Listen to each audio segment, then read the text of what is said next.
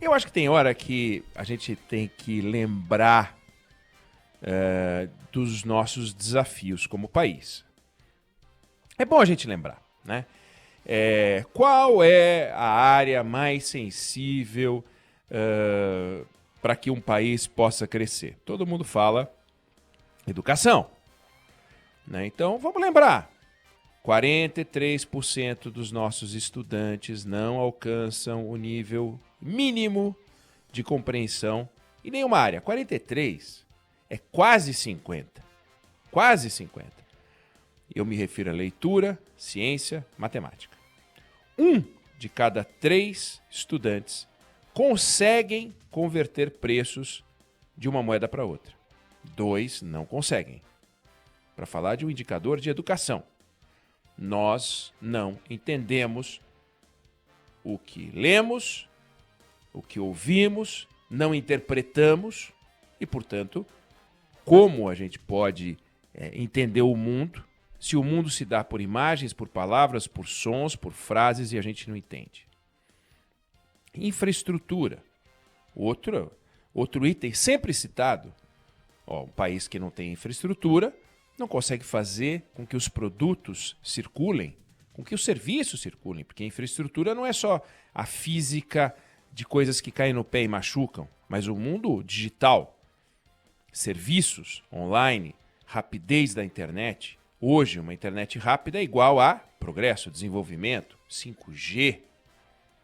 12% da malha viária pavimentada no Brasil. O investimento em infraestrutura, esse ano, o menor já feito em 16 anos. Saneamento básico. Acabamos de aprovar uma legislação importante. Não podemos deixar de lembrar: 1 de cada 5 casas no Brasil não tem acesso à água tratada. E metade dos brasileiros não tem acesso à rede de esgoto. Educação, infraestrutura, saneamento, renda. Nos últimos 5 anos, depois de a gente ter passado por uma fase de aumento de renda, as pessoas foram ficando cada vez mais pobres, cada vez mais pobres, cada vez mais pobres. Eu me refiro aos mais pobres. A renda dos brasileiros entre 2014 e 2019, ano passado, esse ano da pandemia, ano do auxílio emergencial, a renda média dos brasileiros cresceu 0,3%, que é muito pouco, mas dos 40% mais pobres, caiu 1,4%. Aumentou a boca de jacaré que separa a remuneração da média da sociedade ou até dos mais ricos daqueles que são mais pobres. Hoje a diferença de renda no Brasil entre os 20% mais ricos e os 20% mais pobres é 15 vezes. Competitividade no Brasil, uma barbaridade. Você pega um ranking, a gente é 78º lugar, no outro 80º lugar, no outro... Tem item que a gente, em 140 países, aparece em 120, 100º, 20º. O que é isso?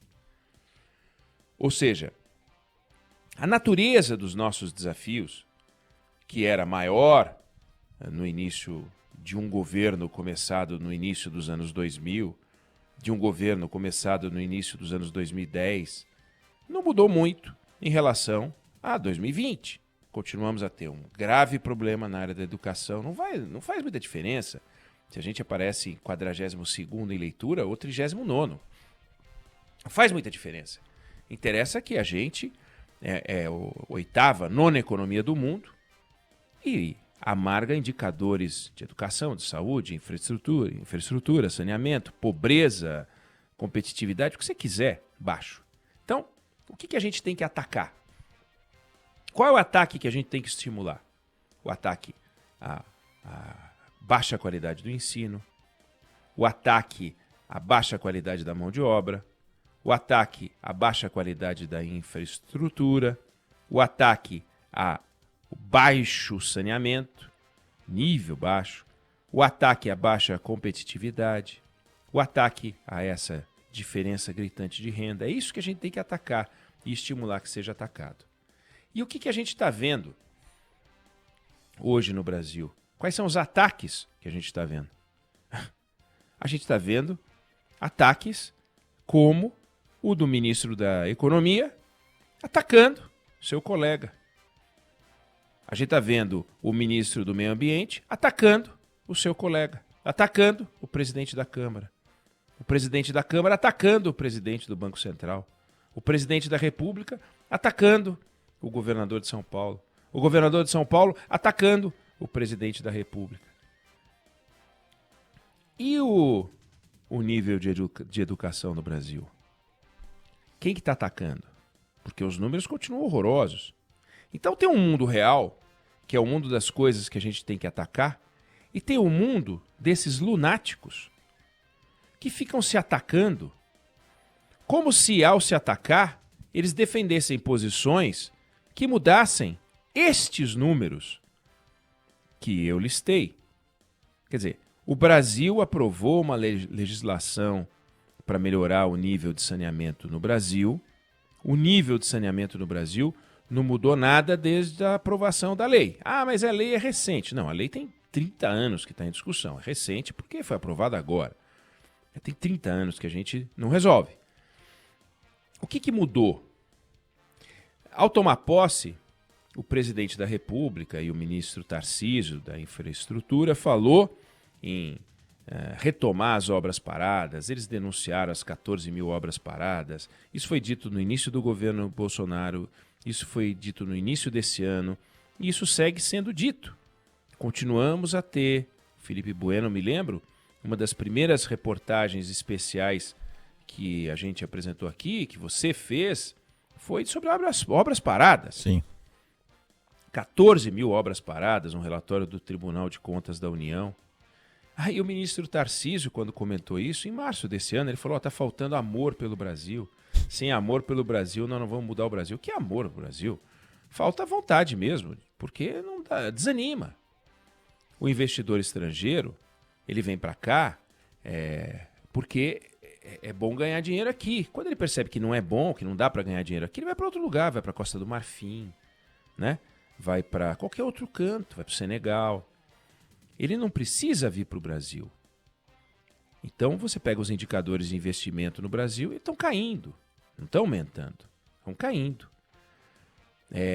Se a gente não olhar para isso e continuar nesse ambiente de ataques infantil,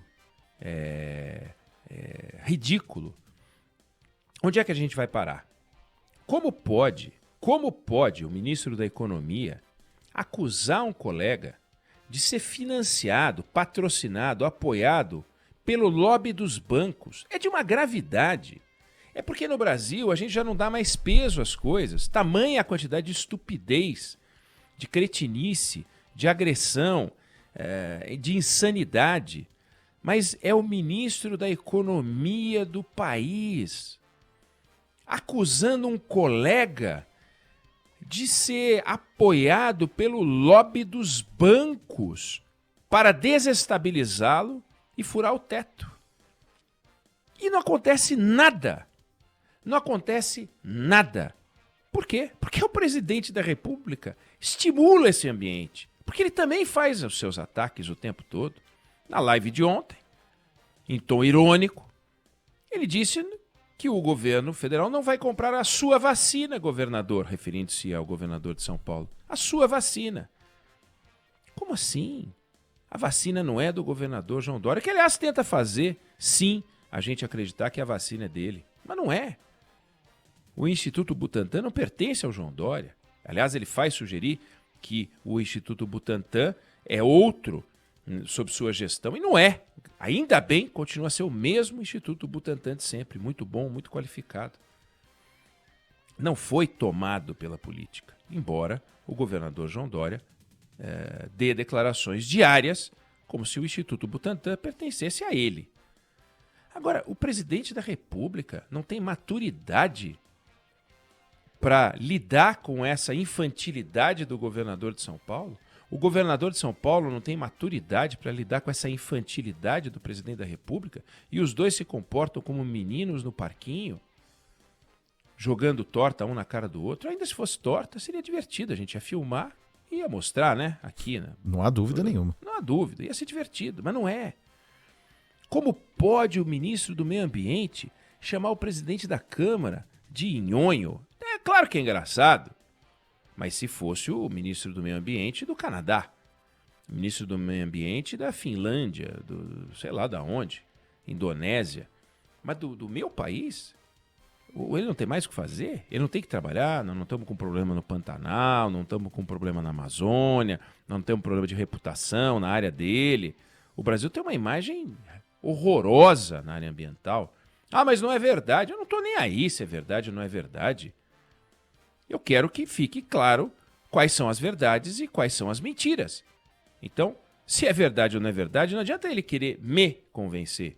Ele tem que convencer a todos os que dizem que o Brasil é um mau exemplo nessa área. Vai lá e demonstra. Cacheiro viajante, lição de casa. Ó, quem montou negócios nesse país, os empreendedores, eles só ganharam dinheiro porque eles são teimosos. Cadê a teimosia desses caras para poder fazer o Brasil andar? Então, presidente da República, ministro da Economia, ministro do Meio Ambiente, governador de São Paulo, sabe, você olha isso, os problemas estão aqui. Educação, 43% dos estudantes não alcançam o nível mínimo em nenhuma área. Infraestrutura, 12% da malha viária brasileira pavimentada. Saneamento, 100 milhões de brasileiros sem acesso à rede de esgoto. Diferença entre os mais ricos e os mais pobres, 15 vezes. 15 vezes. O que alguém ganha em um mês trabalhando, entre os mais ricos, 20% mais ricos, não estou nem pegando 1% mais ricos, 20% mais ricos, os mais pobres levam 1 ano e 3 meses. É justo? Tá certo isso? Esse é o problema brasileiro. Não mudou com a posse do Jair Bolsonaro, não mudou com a posse do João Dória, não mudou com a entrada do Paulo Guedes, não mudou com esses discursinhos do Paulo Guedes que já chegam a irritar, porque a distância entre o que ele fala e o que ele faz é enorme. Então, é para lembrar, nós precisamos ter sempre presentes, os desafios do Brasil não mudaram. Agora, a prática política do Brasil é de dar dó. É mais vergonhosa do que os indicadores que a gente tem que vencer.